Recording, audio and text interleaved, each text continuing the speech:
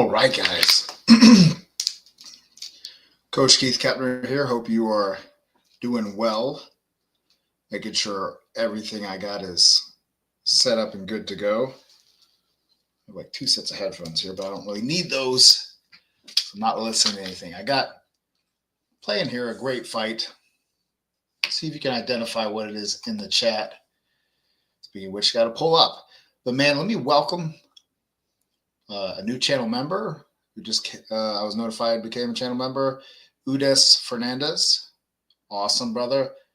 What's up? What is up, Gunner? Good to see you, my friend, or speak with you. If we could do a thing where we could all see each other, that'd be cool too, man. I'd love that. But yeah, new channel member, super awesome. Gunner's been a channel member for a good amount of time, and he's making full use of it. And I love it. I'll be getting after your stuff soon, my friend. I wanted to kind of take a second while people roll in. What's good? What is good, Rusty? You're becoming a regular. Love it, man. All right, let's see if we can get a few more people in here. Who all watched the fight this weekend? There were quite a few fights, and that was a good card. I thought from what I saw. I didn't see the whole card. I saw like the last few fights. I saw the co-main and the co-main and the main of the USEC. But what do you guys think, Rusty and Gunnar? What did you guys think about that? And Udis, if you are here as well, tell me your thoughts on the card and on the USEC fight. Gunnar said he saw the Fury USEC fight. Fury USEC fight. I'm working on enunciating. I need to stop chewing gum to do that. Gunnar, what did you think, my friend? What did you think of that fight? Were you going as I was? Did you see it like I saw it, or did you see it different? Let me know. We'll say with that fight, I was happy. I had a horse in the game, meaning because I put out a prediction and an analysis of what both guys I felt needed to do to win and who I thought was going to win and how I thought they were going to win. And, we're not always right, but I was super pumped to be right, which made me care. Couldn't find out how to see it. Jarrett, I don't know if you're the Jarrett I know or not, Coach Jarrett, but I'm going to put it in it's something called Meth Streams. All right, Meth Streams. I'm going to take a moment while people roll in here, and I'm going to get to you, Rusty, and get to you, Gunner. But man, let me use this as an opportunity to help out because man, I wouldn't have watched it either unless one of my coaches, Coach Dean, who also has like Dean Agnew, he has pretty big Instagram and TikTok following and whatnot. If he wouldn't have told me about this place to go, I wouldn't have gone there. So let me just show you guys real quick because, I'm all about supporting fighters and stuff like that. But these fights, man, they really just need to be free. But methstreams.com, I believe it is. Methstreams.com. We pull it up here. Yeah. All right. Check it out, guys. So meth, M-E-T-H, streams.com. Horrible name for a channel or for a website. And you go down, find your sport.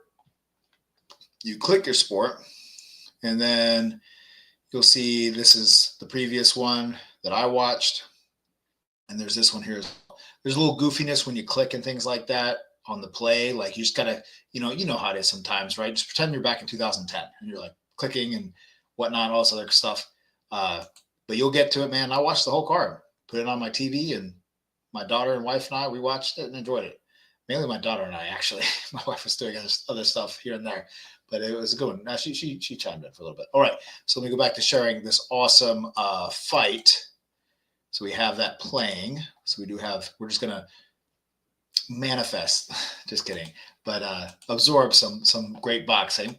This, of course, is Doug Jones versus Bob Foster. Doug Jones in the black shorts, Bob Foster in the white shorts. Bob Foster is one of the greatest light heavyweight champions in the history of boxing.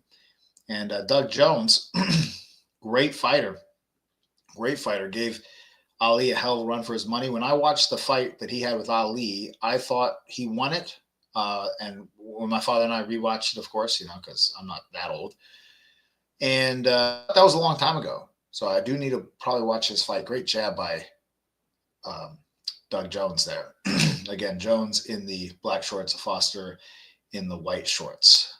This is a beautiful slip and pop. Oh, such good boxing. All right, let's get to what you guys were saying. Okay, so Gunnar. I was a little disappointed in Fury, but I think Usyk definitely earned it. Yeah, I mean, definitely. Yeah, I thought Fury did a little bit better this time around. He fought forward a little bit, but the weight gaining stuff, stupid. G Crush. Thank you, sir. Man, he comes in with these freaking knockout punches, man. Finer points, or when he would lunge at that. We'll get to that, man. Let me, if you don't mind, I'm gonna get to. Okay, boom. I haven't gotten a chance to see it, but I saw some Fury fans crying, Robert. Dude, so this is my biggest problem. And I'm sorry if I don't know, rubbing you guys the wrong way. We're all big boys here and big girls. Sometimes we do have some ladies in here. There's a lady coach that messaged me that jumps into these. But, or was that in the last one, I think. Anyway, we're all big people here, right? We're adults. So I miss the days of the 90s, the 80s, the 70s. And of course, before where when you lost, you lost. Tyson thinks he won the first fight. He thinks he won the second fight. Does the man have to get knocked out to admit losing? That is not the attitude I like to see out of a competitor. A competitor needs to do everything they can within their power to win, and be willing to die on their shield, and the corner protects them. But then when they don't come up with the win, stop with the excuses. You have no opportunity to improve if you cannot admit that you might have lost. You need to be hard on your, stance that you're going to do everything you can to win, but not everything you can do to not admit a loss. And then it leads the fans to not understand it and get it. G-Coach, I was a little disappointed for you, but I think you said already, yes. Hey, Coach, Merry Christmas. Merry Christmas to you, yes. I do now. I do know you. Haha. Yes, Coach Jarrett. Well, now, Jarrett, now you know how to do it, man. Dean showed me, thank God, on a Saturday before the fight, and I got to watch the fight because I didn't want to pay $3.99 for it. I'm saving up for something special. I think Turkey has the full fight on his channel. Yes, I think it is out there now, so definitely check it out, Jarrett. Great tip there, Rusty. Buff Streams is good too. Ooh, I'll make a note of that. Love it. Buff Streams, just in case they knock out one of them, right? Excellent. Yes. Giving out all links. Yeah, Coach Rob. Love it, brother. But yeah, G Crush, man, coming in here, Gunner. Finer points on when not to lunge. In sparring, is sparring forward with an attacker always considered a lunge? Is lunging always bad? Wait, here. Again, Gunner comes with the killer boxing opportunity knowledge. Is lunging always bad? No. Look at Roy Jones Jr. Look at Joe Frazier. I should be able to just run off a whole list of 20 fighters at this moment, but it's literally that many. Floyd Mayweather, it just goes on. Julio Cesar Chavez, think about when he knocked out or whatever, I think knocked out Roger Mayweather in the first fight. He lunged the hell out of that right hand. There's a time and place to lunge. Yes. Now, lunging as a habit, like a habitual habit, that's something you can't help, that your opponent can see in time and everything else, not good. So learning how to really honestly navigate and be able to measure how much the step needs to be. I've definitely worked on with a lot of my, particularly shorter fighters, on how to quote unquote lunge in, which means cover more distance than the classic, what I teach, what I was taught, the foundation of like 5 to 6 inch steps, right? So the size of a dollar. And so lunging would be doing like double that. But there's a few things that make lunges less dangerous. If they're sparing, they're really dangerous to your opponent because you're doing your normal boxing, taking your normal amount of steps, and they're pulling out enough that when you take 6, they take a 12 out. Then when you actually take that 12 to go after them at 12 inches, now you're going to catch them off guard, and you're probably going to catch them. I caught a lot of people with a lunging left hook. That's the jab and lunging left hook on best punches, okay? And I wouldn't get creamed with my right hands because I would try to jab enough. All right. So at least with my own little boxing experience. And I see the same thing with my guys. I'll tell them, to mix that in, and they'll do it at the right times. But do it with the chin down, do it with your seatbelt on. And the only time that it is a problem is that, for instance, also if you, like I said, do it too much, but then also if you fall forward too much with it, you want to be able to, quote unquote, lunge in, but maintain balance. All right. Where lunging is bad most of the time is if your balance is really poor as you do it. So it is something I recommend Gunnar to practice here and there in shadow boxing to be able to do, to get the range, step off the bag, lunge in with a punch with the chin locked down, not rising up above level, trying to keep it. I was actually talking about this. Serial Master, boom, thank you. I was actually talking about this, though, Gunnar, with a baseball coach 2 days ago. And he was telling me how, I guess, I don't know anything about baseball, so forgive me for saying anything like really dumb. But these young kids that they work with, they'll try to like pull back and pick up their lead leg as they're about to bat. And what that ends up happening is why that's bad, because they see like the top guys do that, I guess, their favorite batters or whatever, or hitters. And they'll pick up that lead leg though, and instead of doing what the elite guys do, where they go back and they keep on the same level, right? And then hit, these kids will like go up as they pick up the lead leg, and boom, and it messes up their, I don't know, whatever, something with their bat. And the same thing goes. It's like with lunging in, where it can be bad is when we rise up as well. You want to rise the fist up to get the guy up like a Tyson Fury if you're boxing him, but you don't want to necessarily rise up too much if you can help it. All right, let's see here. Let me jump to Serial. Serial just blessing us today. Goodness, thank you. All right. Really appreciate the support, guys, because, man, it's thanks to some of y'all freaking die-hard people that just really help with supporting this channel, making things happen. All right. Who are your top boxing prospects to look at? My top three are Chop Chop Gonzalez, Emiliano Vargas, and Abdullah Mason. The only name that I really know a little bit about, because I have reasons with someone I was working with to watch some Abdullah Mason, is Abdullah Mason, honestly.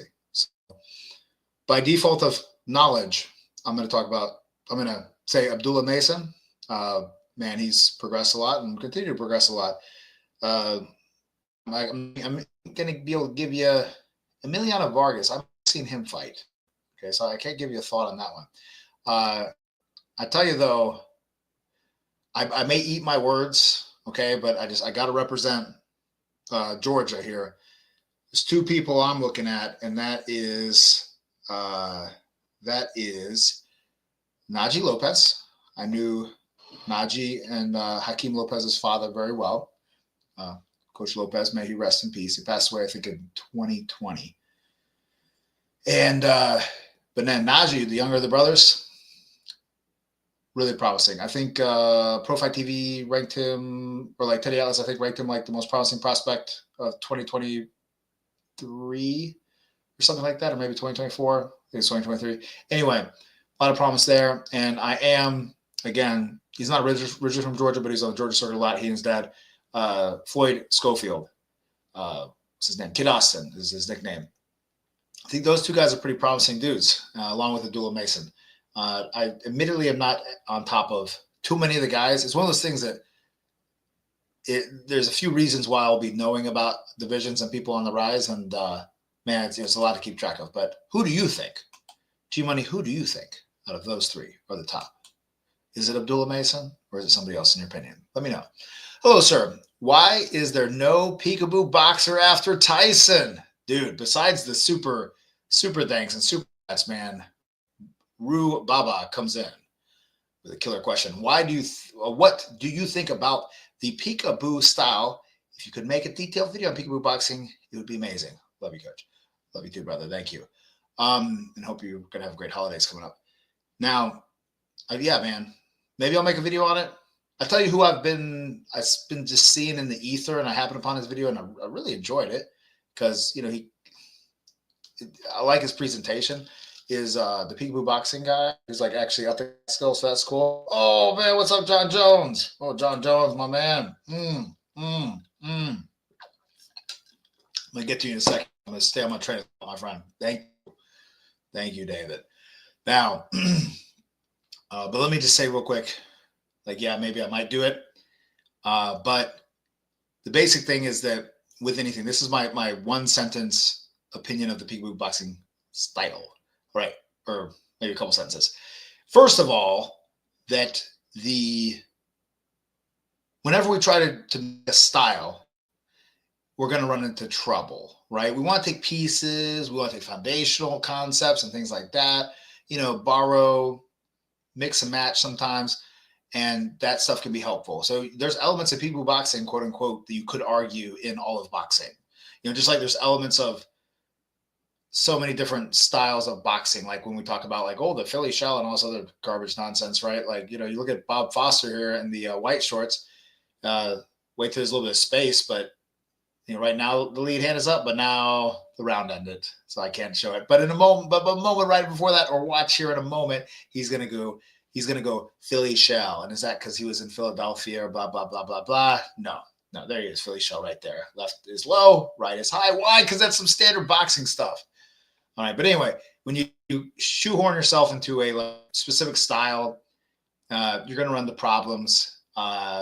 It's particularly when you go up to the highest of high levels. There has to be forms of versatility. All right. Okay, Serial Monster, you had a question with that. I don't know how I missed it. I'm so sorry. All right, Serial Monster. Thoughts on learning both stances? I'm experimenting with it without really thinking about the benefits. Then saw a video of a dude getting knocked mid-switching. What do you think about it? Yo, put that video in the chat, because I'm not going to say it hasn't happened. It definitely has happened. I mean, I'm sure. But I just honestly haven't seen it as much. So that is like one of the folklore things of, you get hit while you are switching. But I touched on a guy recently who at least has gotten up to a certain level, Floyd Schofield. That dude switches all the time. And you'll see that with a lot of guys. Terrence Crawford. It's not something where it's like at the higher levels when you have good boxers against good boxers, you see it as I just really haven't seen it play out as actually a detrimental thing. Now, really quickly though, why should you switch? To be versatile, right? To become more of a master of boxing, right? To understand it in all the different ways, right? When I box, I didn't switch, but now that I don't really box, I do switch, and I do it to just kind of even my body out. Certain parts of your body get overused, blah, blah, blah.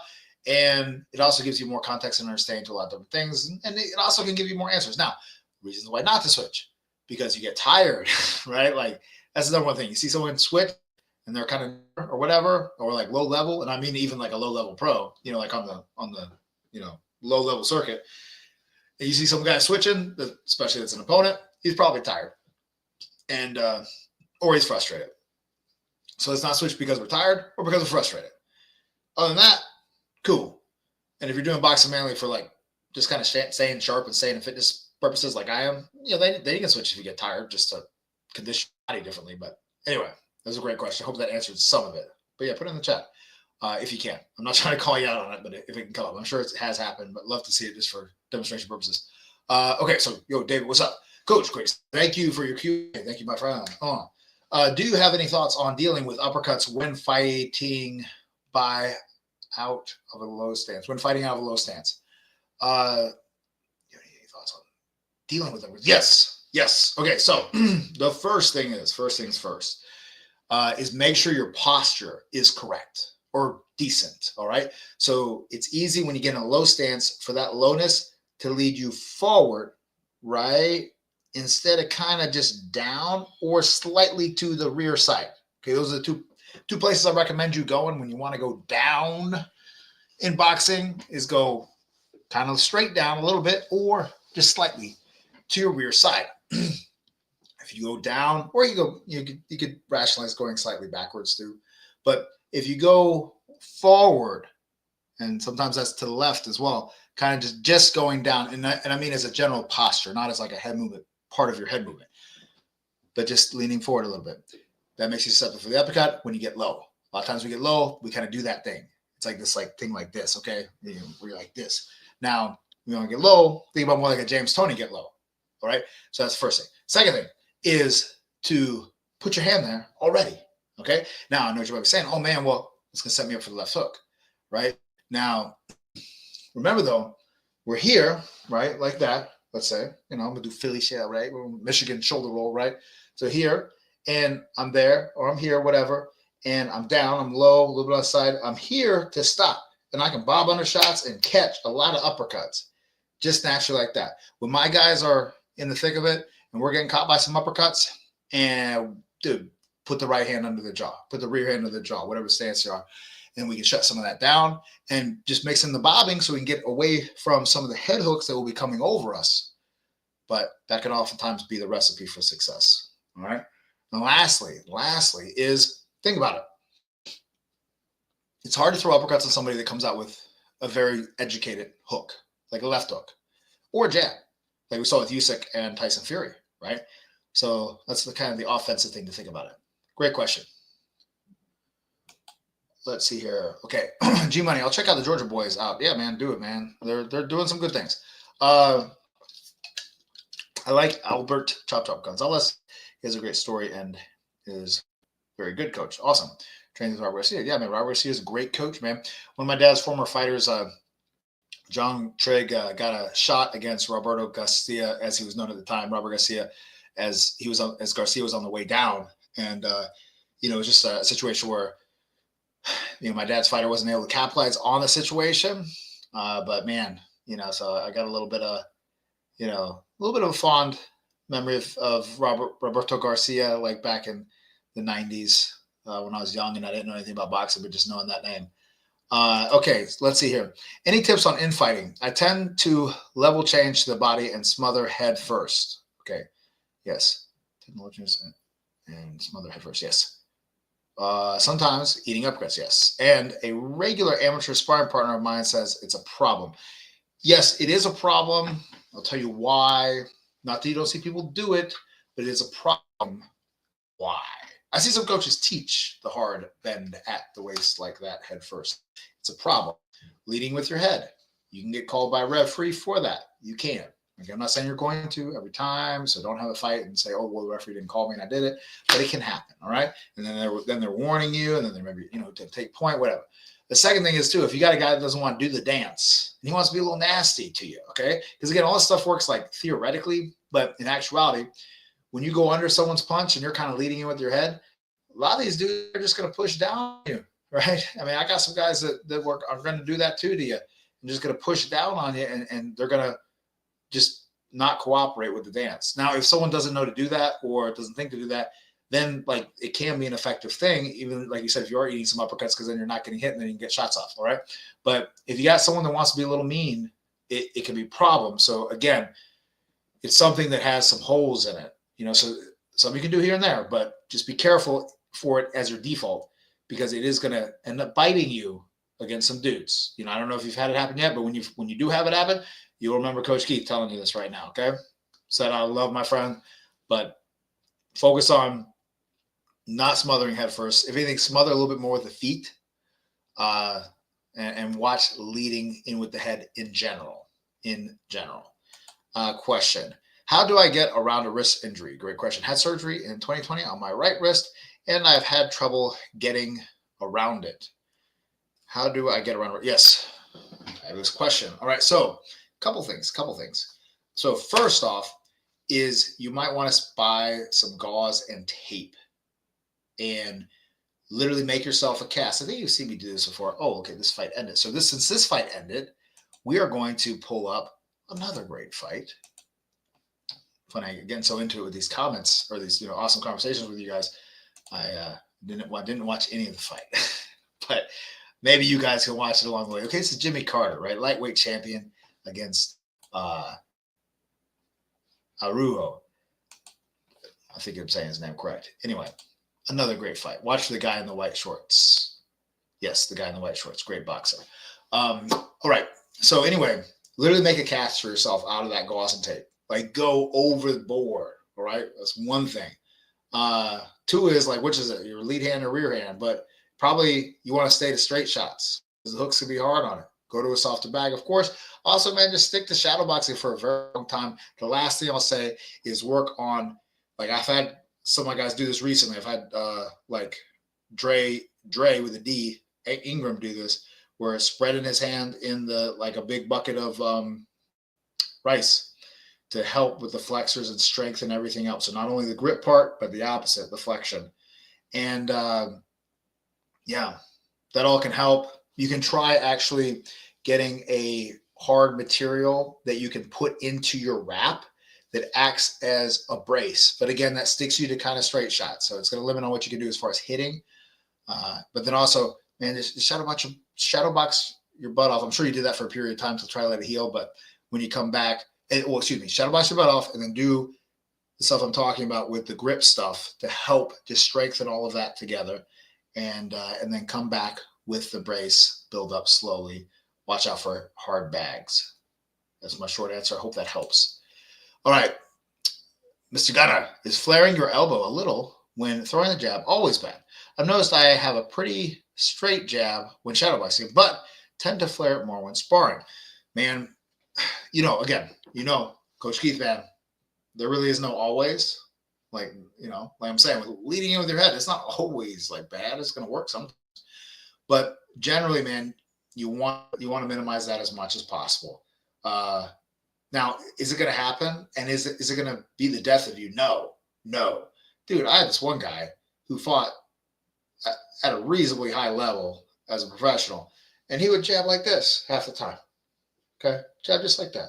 And you'll see stuff like that.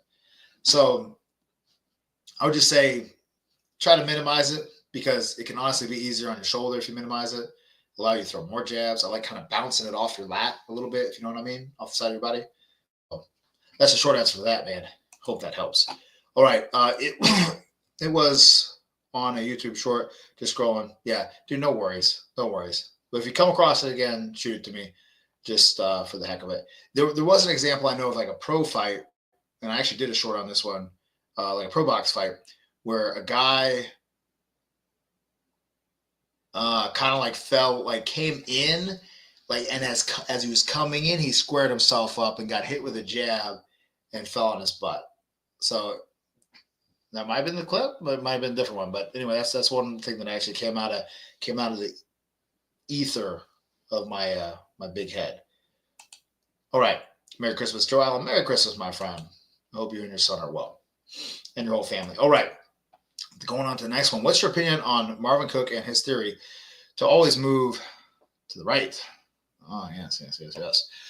It makes sense logically to move away from power, but you find it hard to move that way and keep my shoulder forward. Yeah, I mean, this is true. Moving to your rear side will tend to square you up. Now, should you try to work on moving to your rear side and staying sided up and being able to do that? Yes, I think it's important to be able to do that. But also, it's all those things of like, man, these two guys going at it, man. Look at, it's getting hot. But okay, this is my thoughts. Okay, so first thing, and I love it because I feel like, obviously, like if you say like one thing to 5 different people, you think you said to everybody, right? But by the way, it's a great example with Jimmy Carter in this fight of him like doing a masterful job of catching the jab throughout most of the fight. So moving to your rear side to stay away from someone's power. Okay. Now that when you assume, right, you've heard this, David, right? You make an ass of me and you. So let's not assume, right? So what do I mean? I've told the story before. I'm not going to tell the story, but I'm just going to talk about this concept. When you assume that you're boxing an orthodox fighter and their power is on the rear side. Also, too, to Marvin Cook's point, like, what do? Do you always move to your right side then when you're boxing? Even boxing an opposite stance fighter or like a southpaw? Like with that? So where does his rule apply and not apply, right? That's my first thing, right? Just as a critical thinker. But the second thing is, yes, it is sometimes good to move that way. But also, if we're boxing orthodox and I'm moving off to my right side, which way is the easiest way for you to stay with me? It is for you to move to your lead side, right? like you're saying, it's easiest for you to move to your left. Most people, it is easiest to move to your lead side laterally.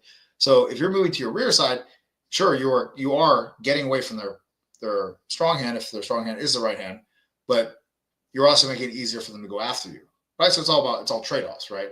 Now, as well, you can be moving into the right. I mean, think about which way you slip. You are adding time now to that right hand. Let's say if it's orthodox, but the right hand is a slower punch, generally slower than a jab and a left hook can be. And so therefore, we're adding time to it, and that's cool. That's their power hand.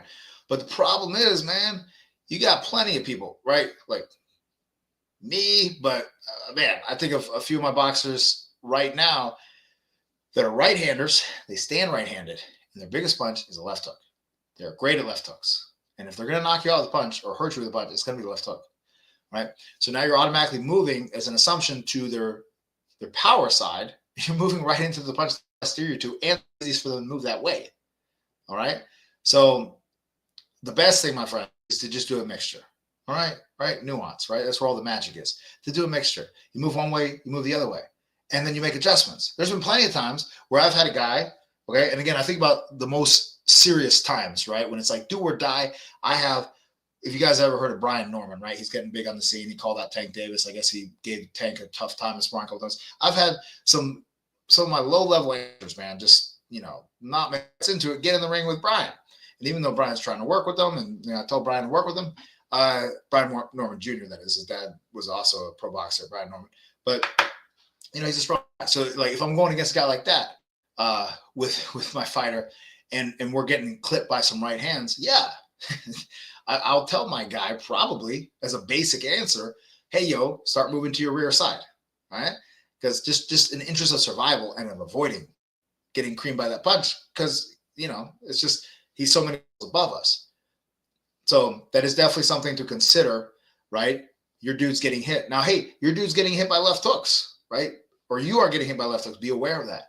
And then be like, okay, I need to adjust what's going on here, right? Why am I getting hit by these things? Could it be this, that, and the other thing? Also, could it be because I'm moving that way? And you move away from it, right? So very, very, man, good question, but it's a nuanced question. This is what I don't like about Marvin Cook, all right? Sorry for pissing off anyone's going to be pissed off. I hope you're a big girl or boy, you don't get pissed off. But, and I would say this to Mr. Marvin Cook's face as well, so I'm not some YouTube troll. But all or nothing stuff is not being forthright. It's not being honest. Because out of anything that I tell you, as far as an advice point for boxing, you can find, if you look hard enough, you can absolutely find that being proven wrong. Keep your chin down. That's something like I fully believe in the importance of.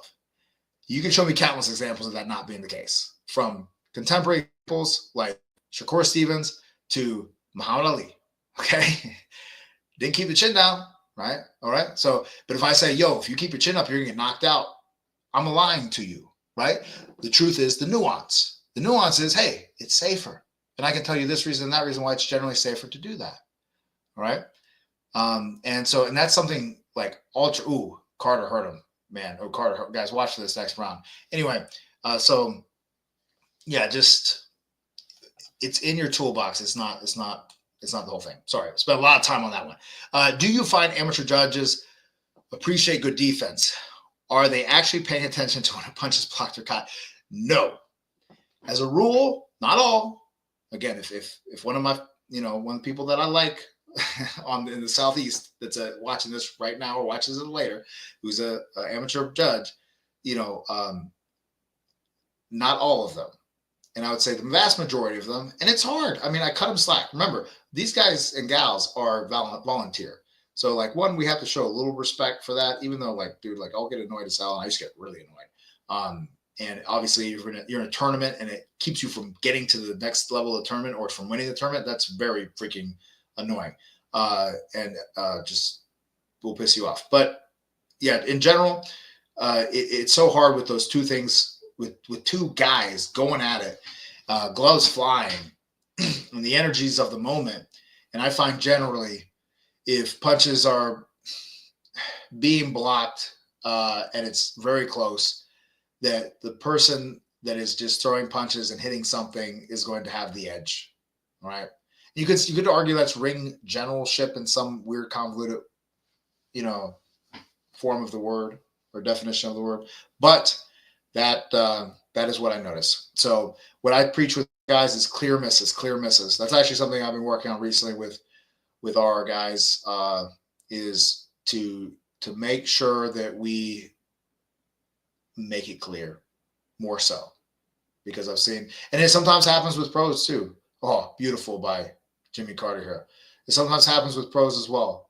I remember James Toney was watching one of my guys fight, and it was a close fight, and my guy didn't get the decision, and it was close, and we're in the other guy's hometown, and James Toney was saying like, hey man, like your style, speaking to my fighter, is excellent, but the way your defense tends to be is it's so nuanced that some of these judges, particularly on the lower level, they can't discern, with what's going on.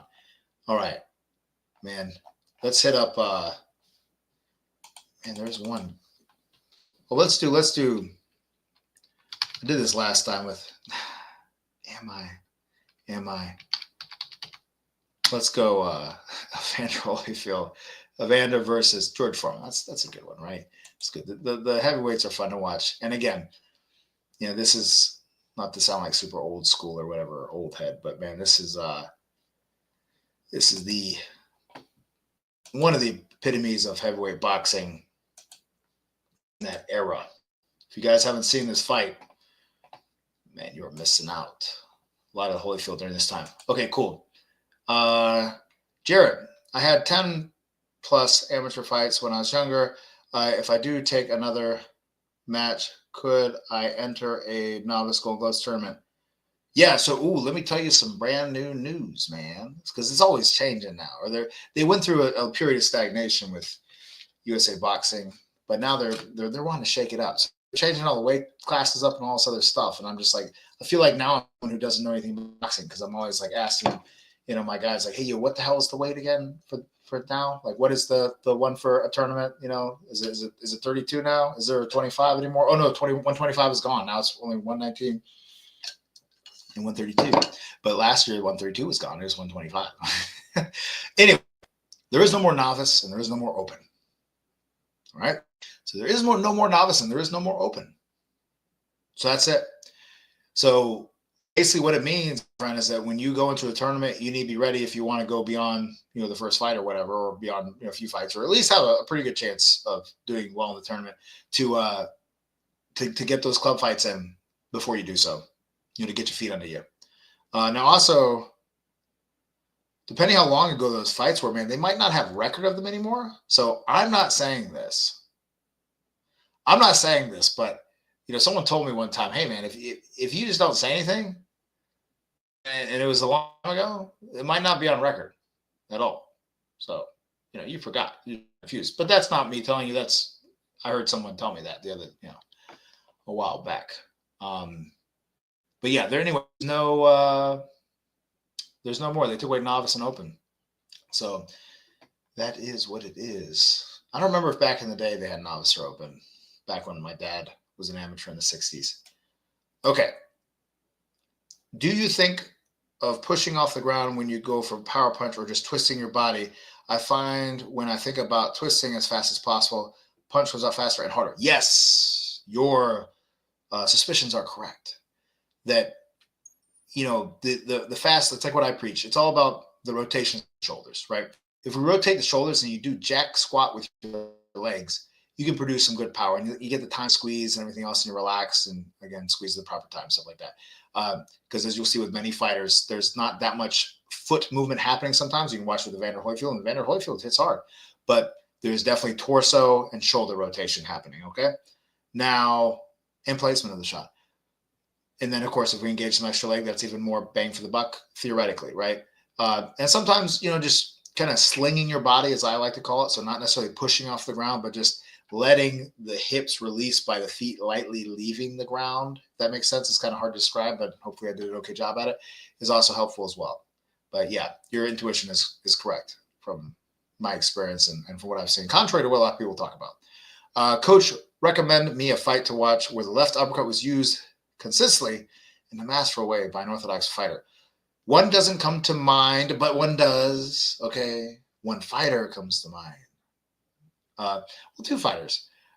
George Foreman, and dude, thank you so much, Mr. John Pico Jones, David, for that super chat. One, okay, so Juan Manuel Marquez, right? You know who he is, right? I know you do.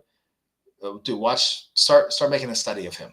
Make a study of him. Masterful use. You know, don't watch before Mayweather fights. Don't watch the Pacquiao fights. Go back to when he was doing his thing, getting up to that point, and you'll see masterful use of the uppercut.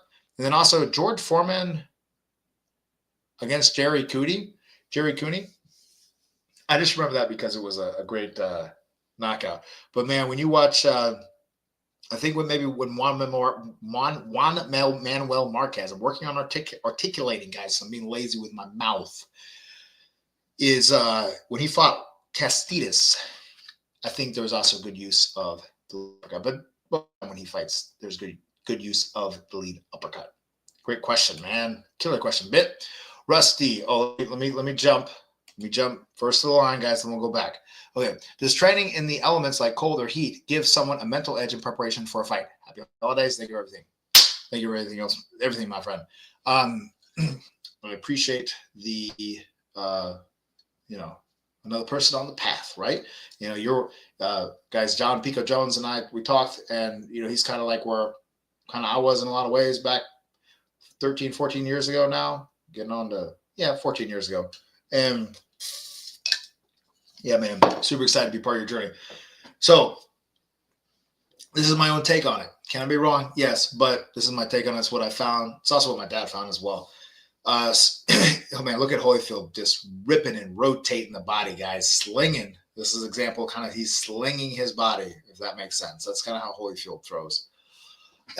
It's funny in the gym, I'll call people different names when they're doing different things, right? So I'm like, there you go, Holyfield, or someone does something slick, like there you go, Georgia Benton.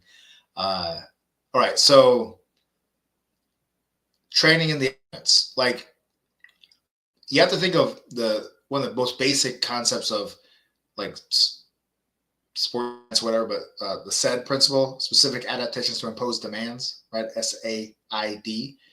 And so we need to be able to be used to the conditions we're in, right? So like when I've been running a lot and did half marathons and stuff like that, running in the cold, like you get used to it and you get more used to those temperatures. Another good combo by Holyfield, but he stays in the pocket for Foreman to come back on. And then same thing with heat goes. We're not used to training in heat, and you're going to be fighting in heat. Yes, you do need to acclimate to it to a degree. But what I have found is that it doesn't seemingly give that much more of a mental edge than not, right? So outside of preparing to fight in extreme conditions, like you're going to be fighting in summertime or you're going to be fighting outside in wintertime, I don't see much benefit to it. Besides, it's just a way you like to spice it up, but I just haven't seen it play out like that. And the one thing I will say is that I have seen training in heat too often, all the time, have a deconditioning effect.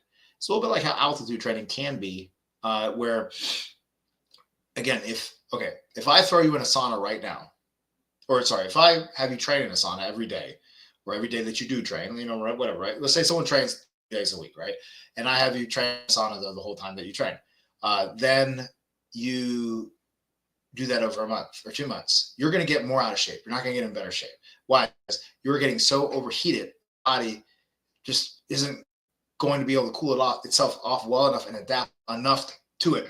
So sometimes with some of these gyms, man, in the summertime when there's no airflow or anything else like that, like, yes, you can still get in shape and things like that. But what I have found, and what my guys have found when they've gone and been in like basically a camp at other gyms, is that it can, not always, but it can have a deconditioning effect. All right.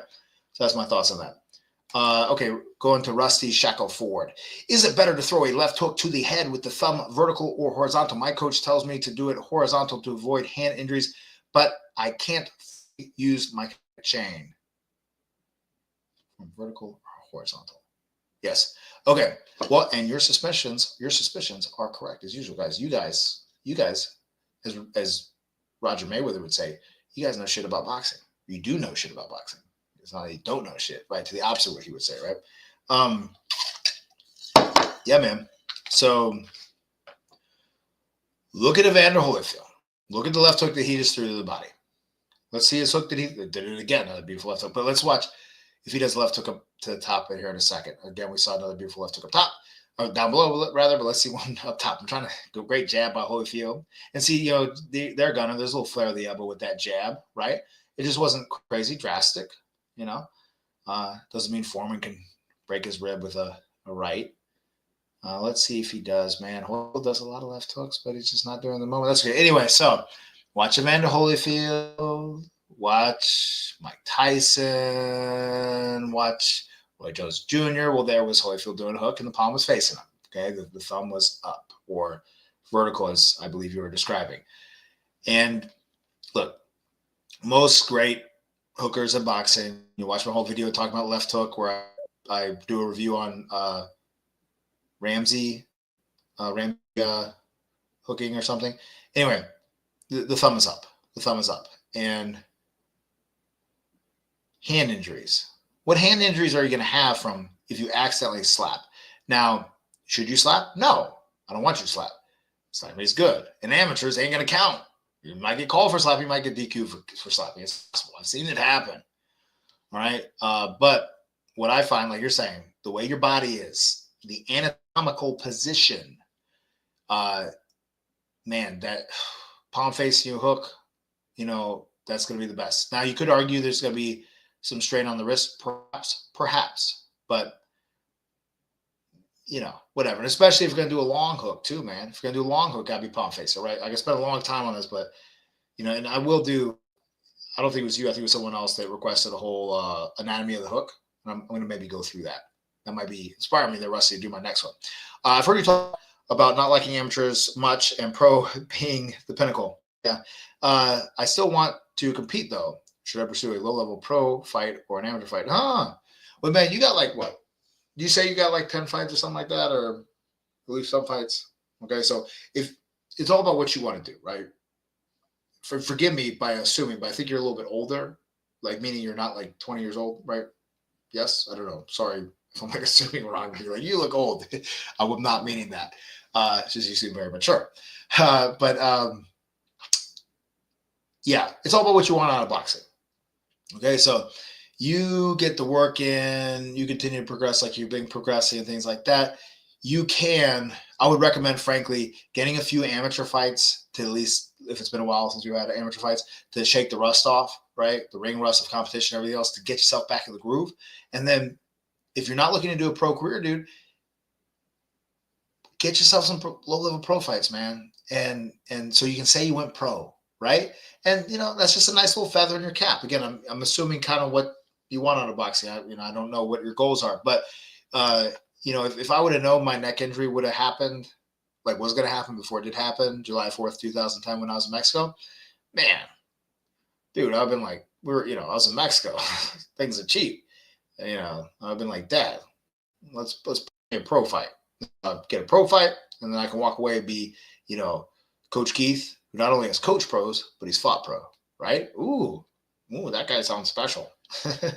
So I know a lot of people who have done that. Actually, I'm probably going to do that with someone right now that I have. Okay. Yeah, it's just, and they're trying to change amateurs back there, gunners now. Well, Christian, I'm sorry to ask you, my friend. What's the safest way to layer offense to go to the body, considering your head is open while throwing? Yes. Great question. Sorry for being so just repetitive with compliments, but okay. So the safest ways to set it up or to do it is, you know, just kind of have a general rule. You're going to start at the head and you're going to go down to the body and then just finish at the head. It's really that basic, man. So that's as basic as hell, it could be even a feint to the head. Go to the body. Finish up top. Okay? But we saw a great example of, great double rights there by Evander Holyfield. We saw examples with Usyk of him slipping Fury's right hand, body, head, right? Body, head.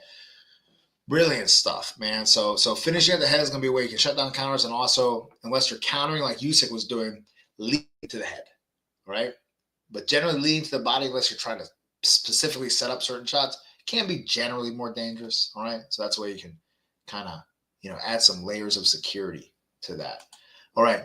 What are some legal amateur ways to big man a competition? Legal big man techniques in amateurs. Do you mean like weight, like impose strength and size on somebody?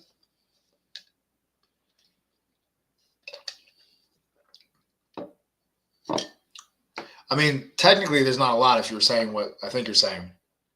Technically. That doesn't mean you can't do those things, no.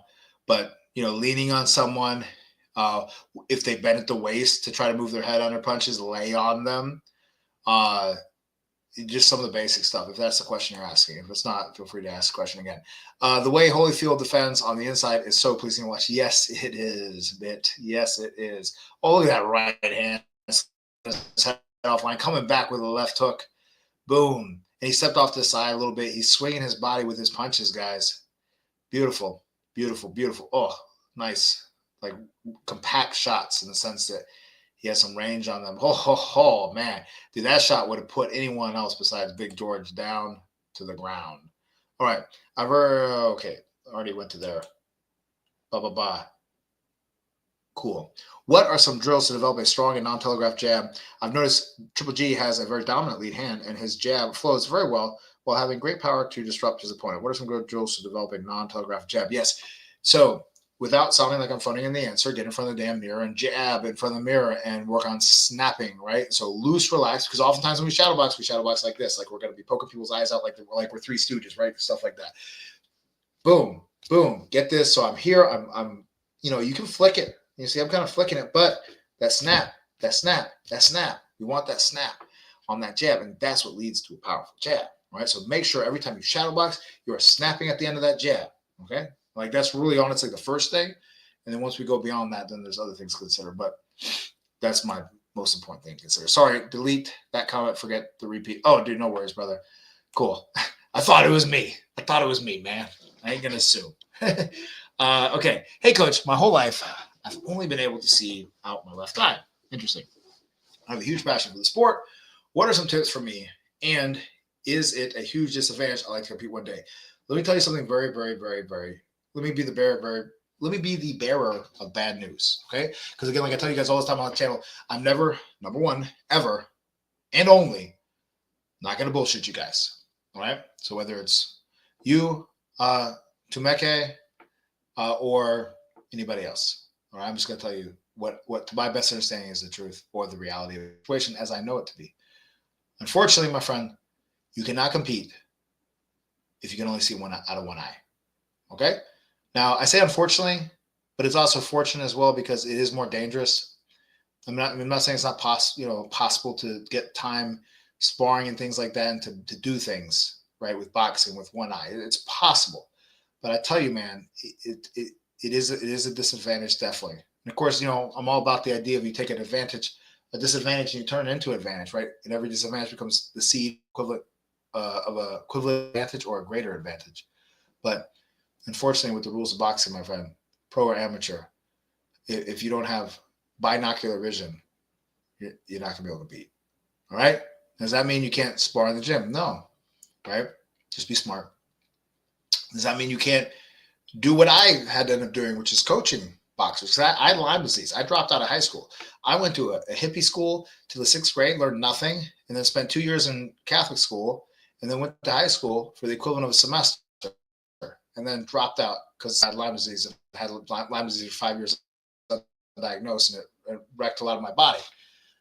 Looked like a video was skipping, so I don't know how much of that you guys got. But, man, so I was not set up to succeed in boxing. I did my best to succeed in boxing, but it wasn't in the cards for me.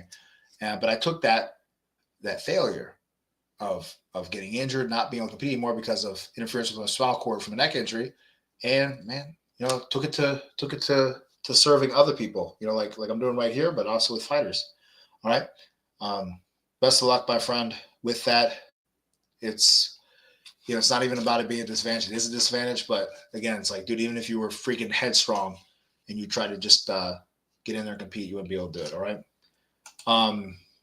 Thanks, Coach. Yeah, I thought so. I think I'd like to just go down the route of learning, the ins and outs, because I really do love the sport. Maybe Coach one day appreciate it and say, yeah, man, absolutely, man. And I was having this conversation with someone the other day. There are so many great coaches. Customato, as I forget, right? Customato, Ray Arcel. Teddy Atlas had one fight. Lou Duva, good coach. Angelo Dundee. So there's a lot of people that people revere that never had a fight, or they had one fight. I'm sorry, you don't learn that much in one fight. You really don't.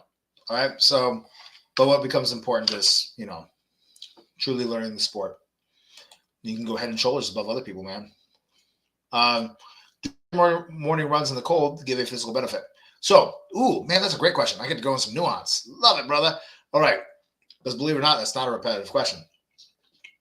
Because obviously the other one was like kind of fortitudinal benefits. But I need to take gum out of my mouth. I just get a dry mouth. Anyway, so one main reason why guys would run in the morning is because they're in the cities. Boxing is an urban sport. It is a very urban sport. All right. Most of your greatest boxers came from urban areas. All right. That we know of, at least like in the United States, especially, which is where most boxing training, originates from. So you're in the city. If you're going to run on the road or run like along the sidewalk, and you do it just like any time, there's a lot of traffic. There's a lot of cars on the highway, or on the road rather. So, and especially back then too, like when all this folklore stuff starts, man. So it just it's not good for the lungs. It can be problems. So therefore, when it's time to run, probably in the morning or late at night, right? When there's less cars on the road in a densely packed urban area. All right. I've experienced this too with running, man, because I like to run in the midday sometimes. And so if I was, if I run up, like when I'll go visit somewhere like, New York or New Jersey or somewhere kind of densely populated. And yeah, dude, you can feel the difference. And it's not good. It's not good. But that's the main reason why. Other than that, it's, it's just a good time to maybe fit it in. From my understanding, the research is fasted cardio does not increase fat velocity more than anything else does. The body basically controls for that later in the day with how much you eat. It doesn't create some type of more caloric burning effect. I know that was a theory or a hope that was the case, but that hasn't fleshed out from my understanding. What footwork mean? Now, I have to say, my friend, just to poke fun at you, this is not the best question so far today, but what footwork mean? So, like, what do you mean by footwork? Did I just ask the question for you? I'm sorry, I was trying to ask you the question. See, goodness. The pot calling the kettle black, right? What do you mean by what does footwork mean? Moving around the ring, right? So whether that's cutting angles, moving forward, backwards, off to the side, those are largely what is encompassed by footwork. By the way, guys, if you can, we got 14 people on right now. Check out the video that I have that came out recently about boxing ring strategy 101. Great concepts of moving. Most of you guys know a lot of these concepts, but it's good to see them demonstrate it, like on a graph form. And then also there might be some things you hadn't thought about maybe quite in that way. I feel like Tamek, and I have a health issue too.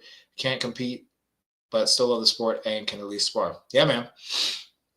And you guys, might have a beautiful gift to share. Because, I love the sport. My father loved the sport. My father was able to have a good amount of amateur fights. And, he started having problems with his eyes. And this is back before they could do something about detached retinas and things like that when he was only 20. Or else he might have tried to get some pro fights in, man. But it's just not cut out for everybody, man. And some of it's luck. It's not like you're lesser of a man or something like that. A lot of it's just luck, man. If you get into things like that. Really appreciate your recent boxing psychology video. Thank you, Nathaniel. I appreciate you, and I hope that helped out a lot. I got a lot of great feedback on that, and I definitely look forward to doing more of that stuff because that's made a big difference for myself or boxers I've worked with. Because I mean, at the end of the day, man, it's not always trying to make a champion, right? It's about making someone a champion of themselves, and stuff like that really does that. How often, Serial Master asks, are you thinking during sparring? As in planning the next move consciously, or does it just sort of happen as the rounds go? I tend to feel like planning just emerges rather than planning. Yeah, yeah. So there's different levels to this. Great question. And to give you a compliment, it sounds like you're kind of on that maybe that that second tier level.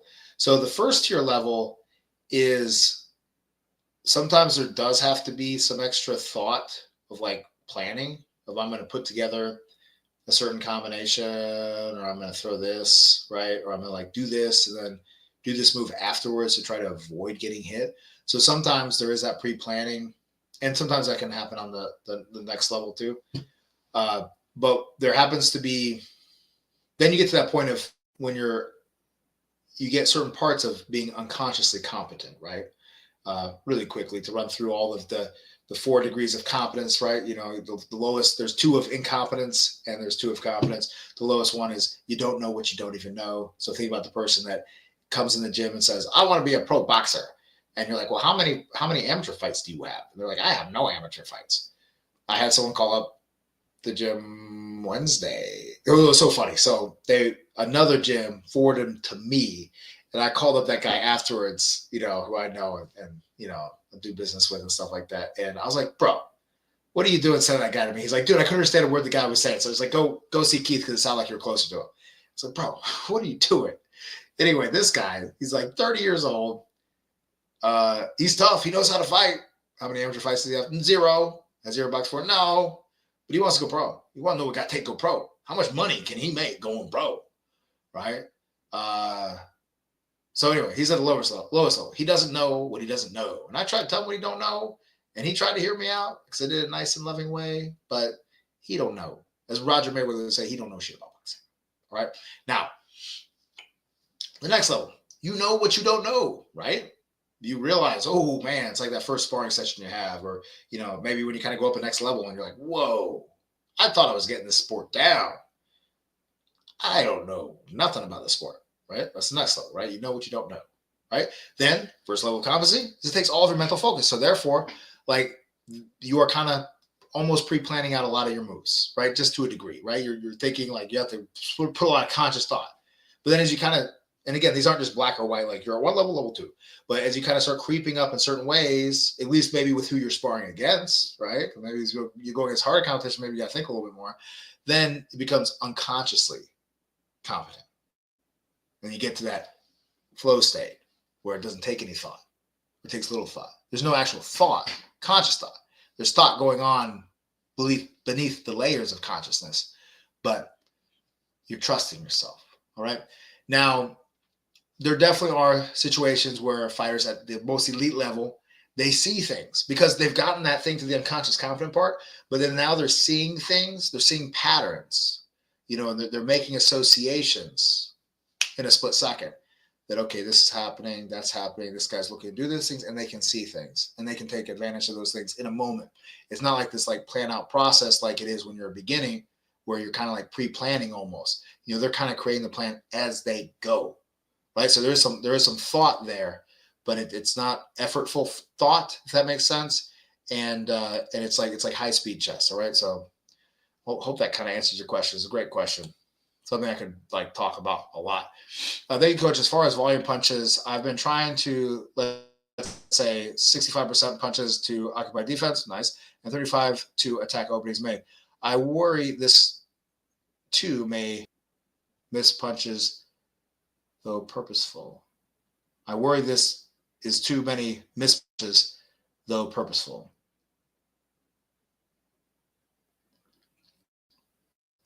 I mean, it's one of those things, like to get percentage of it, I love it. And, it's a guess of what it is. But I would love to see how it plays out. Are you gassing yourself out with 65%?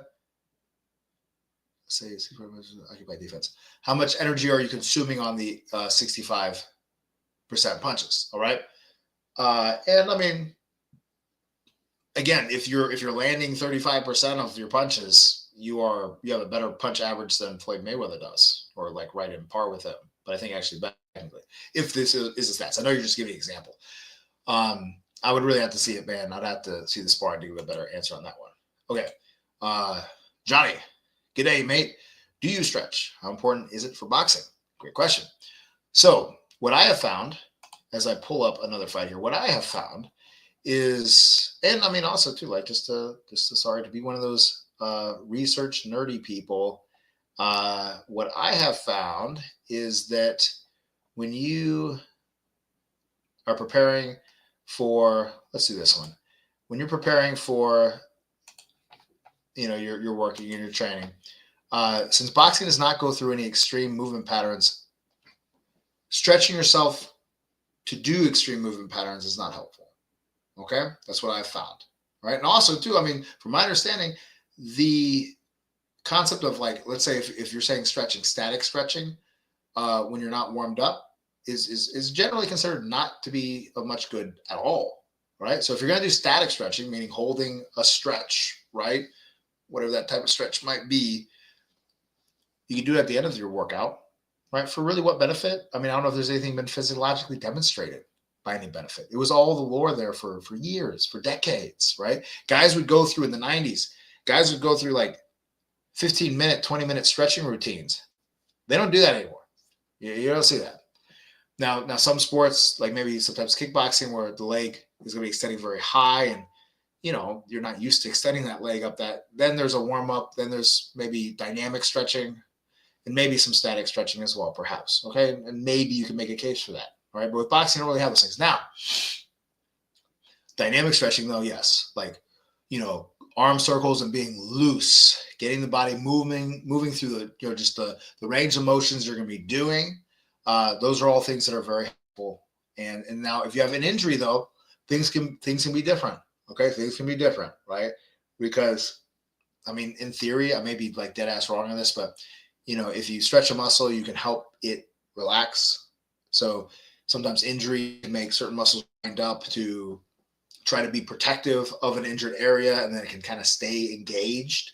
And that's why it's like when I was boxing and I had shoulder problems, like I would kind of be like that sometimes, right? Like that, because it's injured. And you'll notice that, like when you have an injured shoulder like that, you'll typically be like, damn, like, let me get that shoulder back down. So I hope that helps. Dynamic warm-ups, stretching, not important for boxing. You're not going to see the result. Oh, look, we're watching the greatest fighter in the history of combat sports, Sugar Ray Robinson. He went 40 before he lost to Jake LaMotta. Then he beat Jake LaMotta 5 times after that. Then he went on to win, I think, 70 fights straight. And he fought like sometimes two 15-rounders, at least 10-rounder fights in a month. Even if you don't box, you should stretch. It's good for you. Yeah, I mean, I'm sorry, man. Your opinion, you're entitled to your opinion, my friend. Love it. But man, my question is how? Hey coach, hope you are okay. Was there any boxer that was really good at pairing?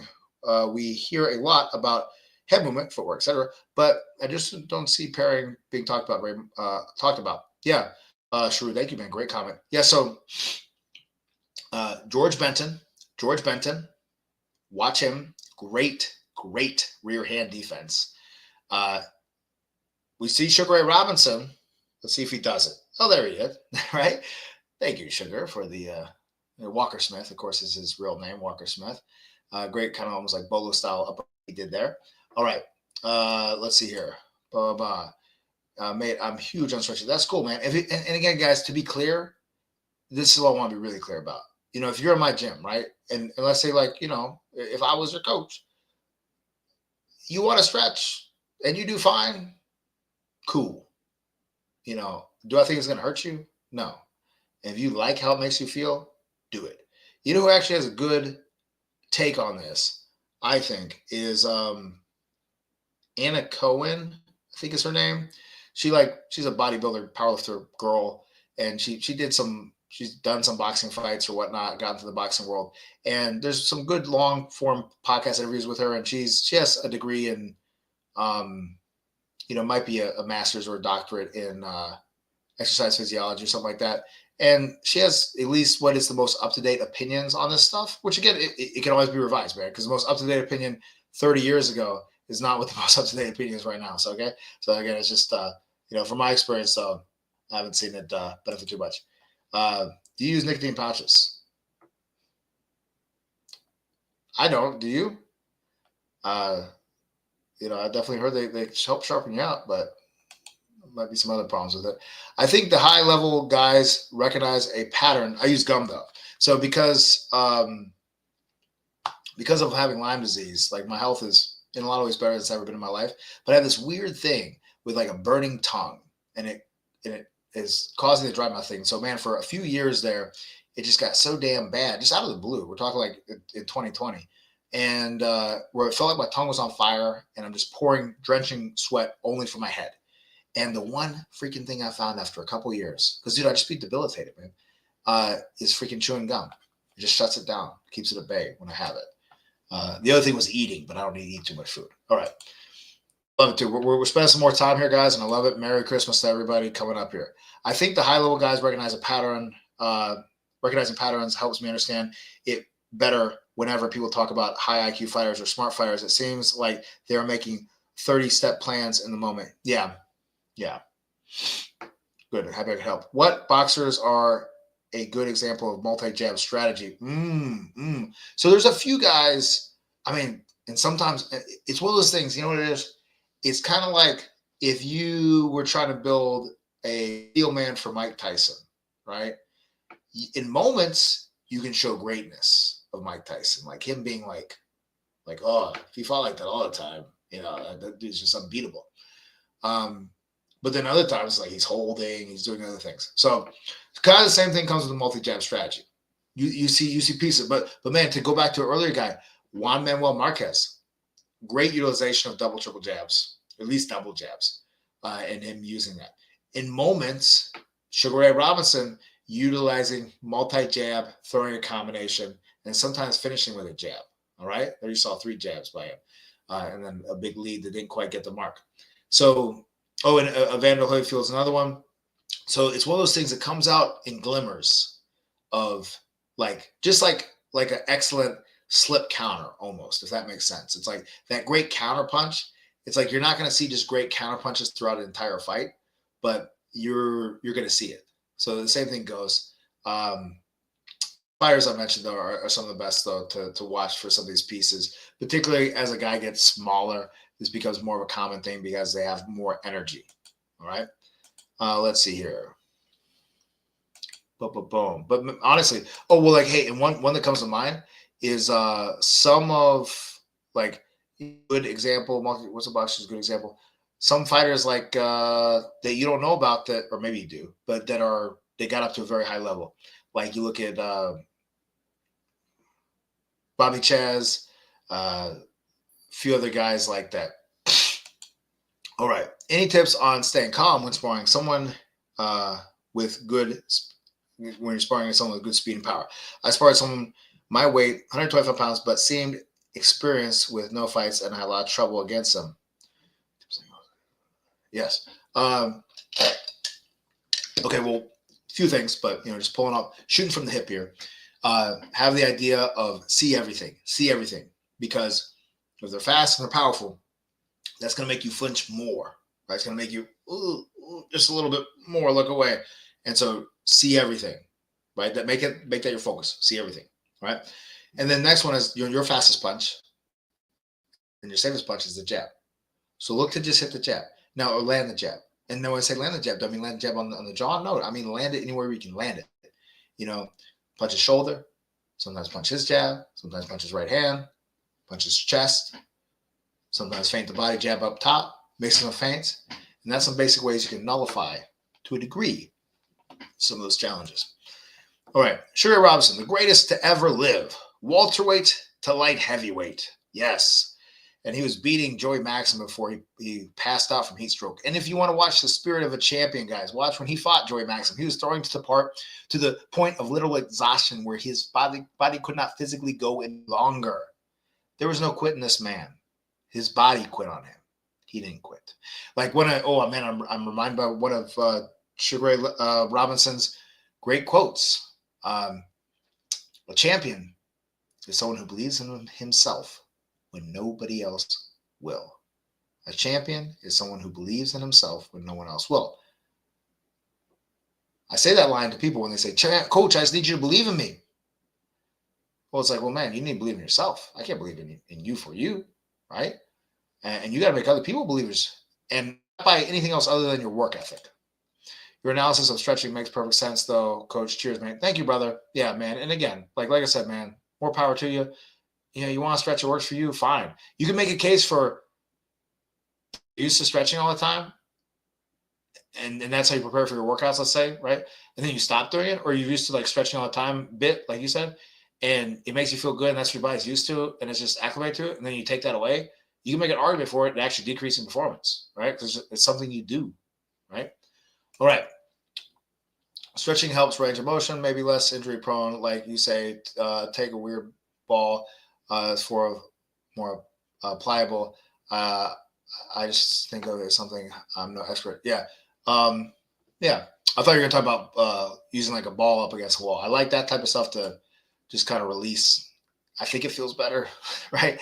I found your channel the other day. Every night since I'm watching one of your breakdowns and writing it all down. Man, certified surf, love it, man. And studying because of all this love, man. I'm sticking around till 11 o'clock tonight, guys. So I'm sticking around for 13 more minutes. Studying each video. My goal is to get through all of your videos. Thank you, Mayan. Well, thank you, my friend. It's for people like you that I do this for. All you guys, man. All you guys are awesome. Just love the love. Hope everyone's going to have a great holiday. Luke 1:3-7-4. With God, nothing shall be impossible. Yep. Oh, well, hey, guys. And for, I assume most folks are probably Christian on here. And if you're not, that's totally fine, right? But whatever it is, in the New Testament, boxing is actually in that in the New Testament Bible. So if anyone who says that, like, who's like maybe a Christian, says boxing is not a Christian sport, you can say, hey man, well, it's in the New Testament. So God, because the Bible is supposed to be written by God, compares being a good Christian to being a boxer that doesn't miss punches. And my line is that, well, man, God wouldn't use something he doesn't approve of. It's the part about in Corinthians about running a race to win it. And so same thing with, not missing punches, right? Not just wasting punches. Would be like, yeah, be a good Christian, like you would be a good prostitute, right? It's not something, an activity he would approve of. But boxing is definitely an activity that anyone of any religion should participate in and should appreciate. And like George Foreman would say, every race and creed has shed blood in that ring, right? Back in America, in the earliest part of the 20th century, you had, of course, the Irish and, the Jews and the blacks. And then you brought in more of the Hispanics then later. And then now it's become a thing where, you have so many people from so many places of the world. Wow, Serial Master, Merry Christmas. Merry Christmas to you as well. I appreciate it so much. Thank you. Really, really appreciate it. Man, like seriously. Okay. Tony Jeffries versus Kepner. Who would win? I mean, dude, Tony Jeffries, man, he got a lot. That guy was an Olympic. What was he? Bronze, I think. I don't want to insult you, Tony, but man, I mean, total respect here. I know you're saying it's a joke. That's cute. How big is Tony anyway?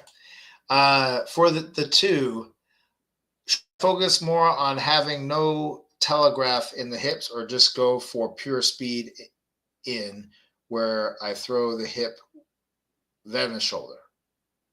Okay, I got you. I'm tracking. It's a uniform movement.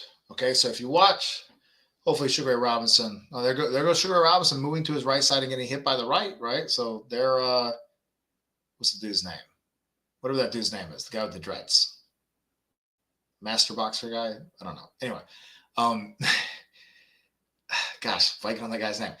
Anyway, if you watch how Sugar Ray Robinson and Carmen Basilio, the Onion Farmer, how they throw the right hand, it's not so much a chain in the sense of it's like, parts like think of a whipping chain. It's like whoop, boom, all right. And sometimes it can be a little bit like that with hooks and things like that. But generally, that right hand, there is a slight delay on it, and so a rotation of the body, but it's not like a hip rotation and then a shoulder rotation and the arm shoots out.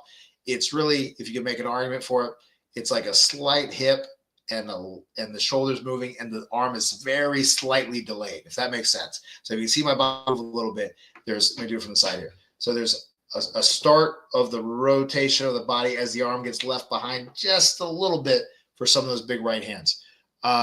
But man, I really like to try to get it as minimal as possible to almost zero. So it all just moves same time. So if we just all get it going at the same time, just don't lead with the arm for power, but throw with less effort.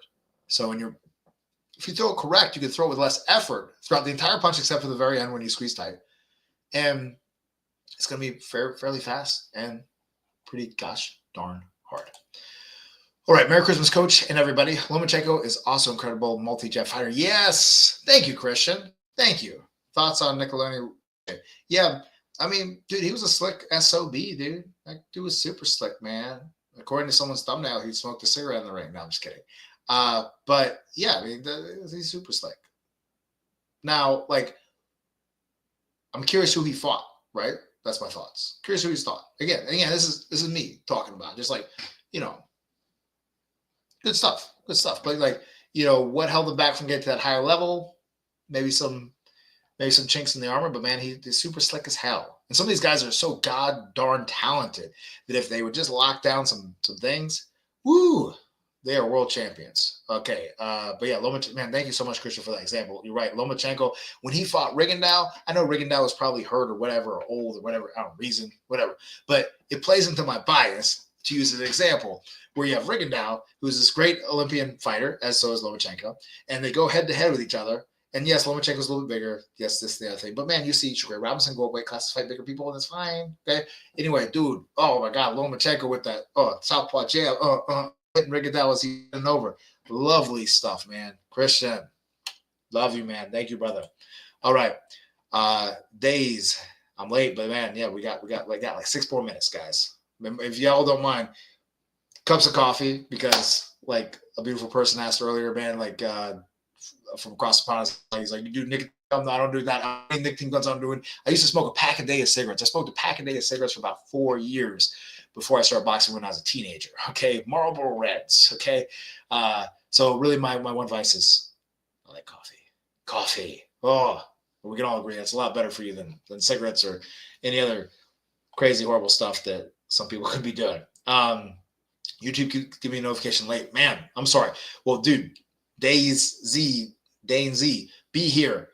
Freaking not this next Monday, but the Monday afterwards at 9:30 Eastern Standard Time. Now, I might get saucy, man, and I might try to do this during midday sometime.